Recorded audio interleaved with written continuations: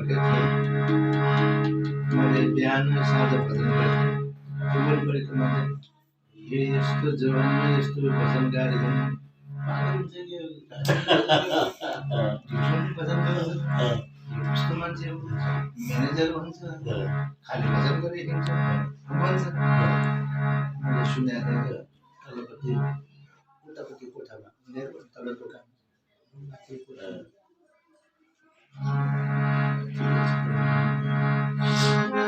त्यहाँनिर यो एउटा सिर्जना पुग्यो।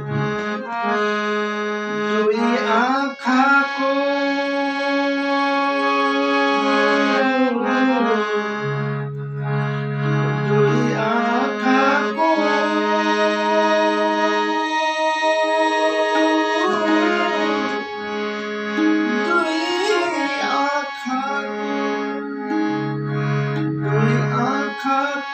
आँसुले हरिको सधैँ पाउलाई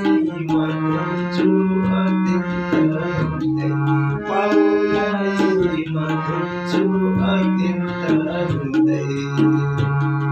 दुई आँखाको आँसुले हरिको सधैँ दुई आँखाको आँसुले हरिको सधैँ पाउलाई मन्छु पाउलाई मन्छु अत्यन्त रुँदै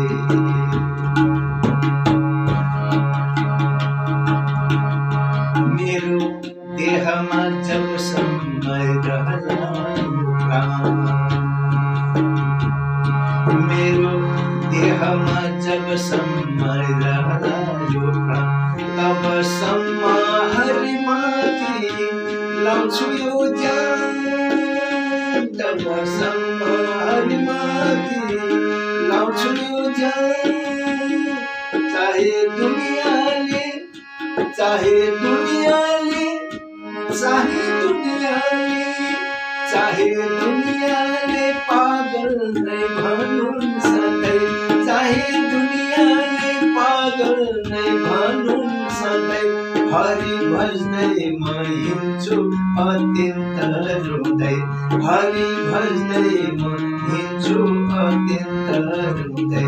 दुई आँखाको आँसुले हरिको सधैँ पाउलाई म धुन्छु अत्यन्त रुँदै पाउलाई म धुन्छु अत्यन्त रुँदै मेरो घरबार सब परिवार मेरो घरबार मेरो सब परिवार हरिलाई नै हरिलाई नै